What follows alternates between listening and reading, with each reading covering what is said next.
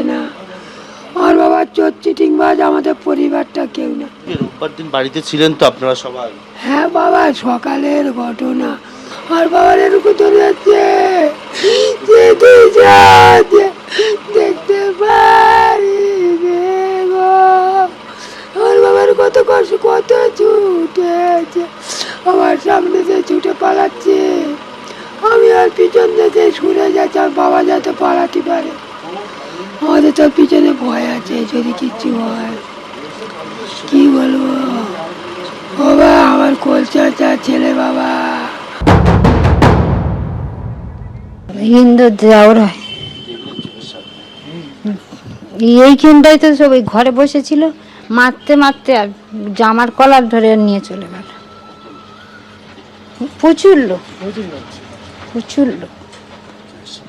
হ্যাঁ, আমরাও পিছনে পিছনে গেছি, পিছনে পিছনে ও যাচ্ছিলাম।